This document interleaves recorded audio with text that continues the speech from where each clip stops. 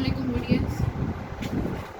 आज हम मैथ्स का यूनिट नंबर 4 करेंगे जो कि है एडिशन। ठीक है, प्लस के सम्स हैं, आप लोग छोटी क्लासेस से करते आ रहे हैं, गालिबन नर्सरी से ही हम शुरू कर देते हैं। और प्लस के और माइनस के सम्स की बहुत डिटेल्ड वीडियोस मैंने बनाई हैं। आप ग्रेड 2 का जो यूनिट है एडिशन का और सब्ट्रैक्शन का, उसमें भी सम्स देख सकते हैं बहुत ज़्यादा डिटेल्स के लिए। लेकिन एक बार फिर जो है वो मैं आपको रिव्यू दूंगी।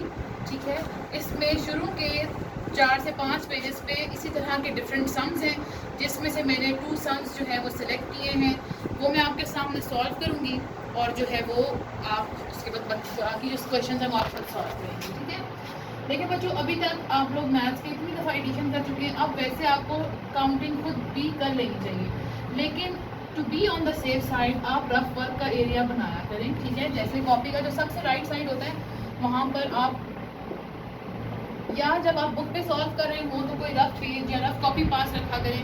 अब जैसे देखिए हमने ये सॉल्व करना है तो 3 है, हम छोटे बच्चों को बॉल्स बताते हैं, आप लाइंस भी ड्रॉ कर सकते हैं। 1 2 3 लाइंस ड्रॉ कर ली।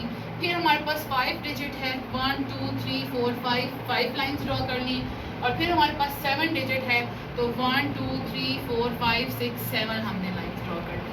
अब हम जरा काउंट करना शुरू करते हैं। 1 2 3 4 5 6 7 8 9 10 11 12 13 14 15। तो हमारे पास नंबर क्या आया है 15 में से अब यहाँ पर जो इस चैप्टर के अंदर कॉन्सेप्ट है वो है कैरी का कॉन्सेप्ट, जो कि आप प्रीवियस क्लास में कर चुके हैं। यह आपको एक दफ़ा सिर्फ रिवाइज कराया जा रहा है। 15 में से जो भी डिजिट राइट साइड पे होता है वो हम सम के अंदर लिख देते हैं, और जो लेफ्ट साइड वाला डिजिट होता है वो ऊपर हम कैरी कर लेते हैं। ठीक है, अब दोबारा हम रफ वर्क पे जाते हैं। रफ वर्क में सबसे पहले जो कैरी था उसकी एक लाइन लगेगी, 1 है ना तो 1 लगेगी।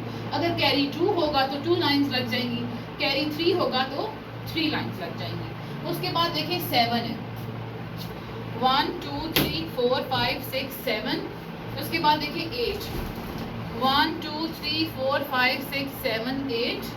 और उसके बाद 9, 1 2 3 4 5 6 7 8 9। Now let's count. वो ध्यान से काउंट करना है क्योंकि लाइन थोड़ी ज़्यादा है।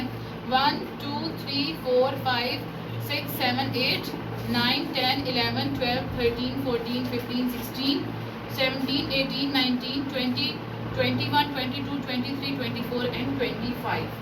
तो टोटल जो डिजिट हमारे पास आ गया वो क्या आ गया 25। अब इसमें देखिए राइट साइड पे कौन सा डिजिट है हमारे पास 5, तो 5 हम यहाँ पर लिख देंगे। लेफ्ट साइड पर हमारे पास क्या है 2 ऊपर कैरी चला जाएगा। ठीक है, इसके बाद थर्ड कॉलम पे हम जाते हैं।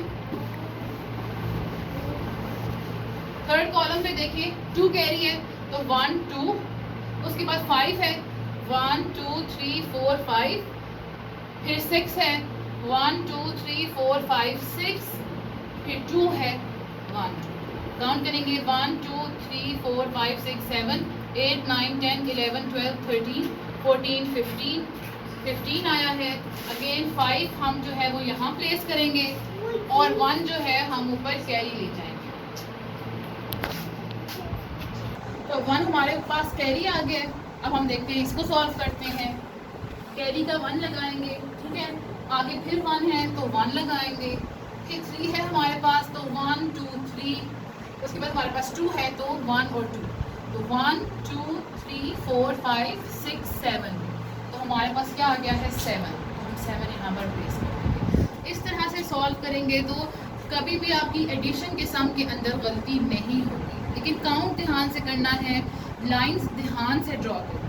ठीक है, इसी तरह हमारे पास अगला क्वेश्चन है। अब हम ये थोड़ा सा वर्बली करके देखते हैं कि अगर आप क्वेश्चन वर्बली करना चाहें, जब डिजिट्स कम हो, जब डिजिट्स थोड़े हों, तो वो आप कैसे कर सकते हैं। अब देखिए 7 और 2 लाइन्स है ना, तो 7 8 9, यहाँ पे क्या आ जाएगा 9। यानी इसमें बताने का ये मकसद है कि सिर्फ दूसरी लाइन वाले आप ड्रॉ करें और फिर आगे से काउंटिंग शुरू कर दें। अब ये देखिए, इसको हम रेस करते हैं। दूसरा हमारे पास क्या है 6 और नीचे 1 ही है, तो 6 और 7। उसके बाद देखिए ये दोनों है 5 और 3 है ना, तो 1 2 3 हम लगा लेते हैं। 5 के बाद से काउंटिंग शुरू कर देते हैं। 5 6 7 8, तो यहाँ पे क्या आ जाएगा 8। 0 की तो कोई वैल्यू नहीं होती, इसलिए 0 में से जो भी चीज़ ऐड होती है वो दूसरा नंबर ही एज इट इज़ आ जाता है। और 4 के साथ क्या है 4, तो 1 2 3 4 लाइन्स ड्रॉ की, ये 4 है। 5 6 7 8, तो यहाँ पर हम क्या लिख देंगे 8। तो ये भी सॉल्व करने का एक तरीका है, लेकिन बेहतर है कि जिस मेथड से मैंने पहले सॉल्व करने के लिए बताया है एटलीस्ट टेस्ट या एग्ज़ाम्स में आप वैसे ही सॉल्व करें, क्योंकि एग्ज़ाम्स में तो इतने ज़्यादा क्वेश्चंस नहीं होते ना, कुछ सेलेक्टिव क्वेश्चंस होते हैं, तो उस मेथड से सॉल्व करने में आपकी कोई भी मिस्टेक इंशाल्लाह क्वेश्चन के अंदर नहीं होगी। कमिंग टू पेज नंबर 32, अब यहाँ पर हमारे पास कुछ वर्ड प्रॉब्लम हैं जो 31 पेज से ही शुरू हो रहे हैं। वर्ड प्रॉब्लम है एडिशन के, ठीक है। पहला वाला उन्होंने आपके लिए सॉल्व किया हुआ है, मैं दूसरा वाला आपके लिए सॉल्व करती हूँ। मज़ीद आप खुद सॉल्व करेंगे और कोई प्रॉब्लम होगी तो आप बताएंगे, फिर हम आपको वो भी सॉल्व करके बताएंगे क्वेश्चन, ठीक है। अब स्टेटमेंट देखिए, Ali bought a pair of shoes for ₹989, a pair of slippers for ₹536 and a pair of socks for ₹150. How much money did he spend? यानी उसने टोटल कितने पैसे खर्च किए। तो टोटल पैसे जब खर्च उसने कितने किए हमें कब पता चलेगा, जब हम तीनों चीज़ें जो उसने ख़रीदी हैं उनके पैसे हम ऐड करेंगे। तो इसकी स्टेटमेंट्स किस तरह से बनेंगी। अब पहला अली बॉट, अली ने ख़रीदा, ठीक है, क्या चीज़ें, अ पेयर ऑफ शूज़ कितने रुपीस का था 989, ठीक है, ये सब हमने वहाँ पे बनाना है। फिर पेयर ऑफ स्लीपर्स,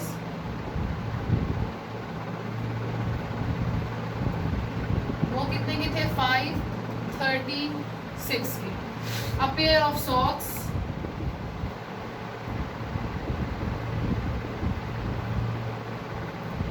कितने का 150 का। अब टोटल करना है, ये हमारा बन गया सम। बहुत सिंपल है। इसी तरह एडिशन के जब भी वर्ड प्रॉब्लम्स आते हैं तो सारी वैल्यूज़ जितनी भी किसी ने कोई चीज़ खरीदी है या जितनी कोई वर्कर्स हैं कि किसी जगह पे काम कर रहे हैं उनका सम बनाना है, तो इसी तरह सम बनाकर आपने उनको ऐड कर देना है।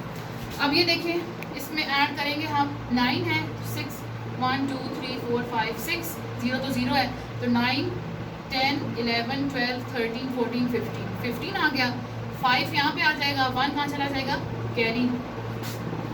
क्लियर है ये। कोई प्रॉब्लम हो तो आप लोग ज़रूर नीचे मेंशन करें। फिर ये देखें 8 है ना, तो हम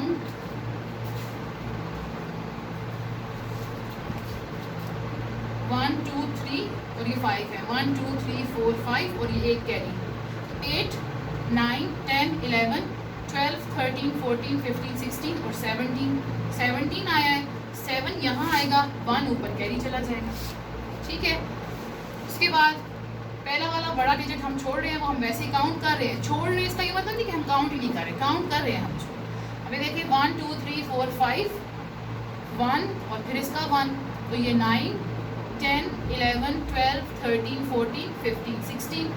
अब क्योंकि ये लास्ट है, इससे आगे कोई क्वेश्चन नहीं है, इसलिए जो 16 हमारा आया है वो पूरे का पूरा हम यहाँ मेंशन कर देंगे। तो हमारा आंसर क्या आया है, 1675 रुपीज़ की उसने शूज़, स्लीपर और सॉक्स लिए हैं। इसी तरह से बाकी सारे क्वेश्चंस भी सॉल्व होंगे। अच्छा जी, ये इस चैप्टर का लास्ट पेज है जिसमें मेंटल मैथमेटिक्स के कुछ क्वेश्चंस जो हैं, कुछ ब्लैंक्स जो हैं वो दी गई हैं। लेस देन, ग्रेटर देन और इक्वल टू का सिंबल है। ऑड नंबर्स कौन से होते हैं, इवन नंबर्स कौन से होते हैं, पढ़े हैं आपने। इवन नंबर्स जो 2 के टेबल में आते हैं और ऑड नंबर्स जो 2 के टेबल में नहीं आते। टू बी सिंपल, प्रीडिसेसर यानी 5499 से पहले क्या आता है, सक्सेसर यानी कि 9999 के बाद क्या आता है। ये एक्सपेंडेड और स्टैंडर्ड फॉर्म अभी हमने प्रीवियस चैप्टर के अंदर की है। इसके अलावा वर्ड्स में लिखना है, आप लोगों ने वैसे ही करना है। 2 के ऊपर लिखना है U, 9 के ऊपर लिखना है T, 8 के ऊपर लिखना है H और 5 के ऊपर लिखना है TH।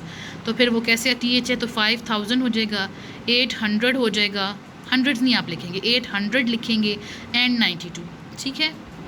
उसके बाद 9999 is the largest 4 digit number. 9 वाले डिजिट्स हमेशा लार्जेस्ट होते हैं, ठीक है। फर्स्ट 5 डिजिट नंबर कौन सा है, 10,000। 1000 मीन्स 10 हंड्रेड्स, 10,000 मीन्स कितने थाउजेंड्स, 10,000, एंड 100 मीन्स कितने टेंस, 10 टेंस। ये भी प्लेस वैल्यू वाला क्वेश्चन है। डैश डिजिट नंबर मीन्स 10,000 और मोर, 5 डिजिट नंबर, ठीक है, 5 डिजिट नंबर और मोर नहीं, ओनली 5। अ 5 डिजिट नंबर मीन्स 10,000 और मोर। तो ये इसका सोल्यूशन है। इसके अलावा फिर भी कोई प्रॉब्लम आपको हो तो आप जो है वो मुझसे पूछ सकते हैं थ्रू मैसेजिंग ऑन फेसबुक या commenting on this video. Thank you so much. Videos को लाइक करें और चैनल को सब्सक्राइब करें। अल्लाह हाफ़िज़।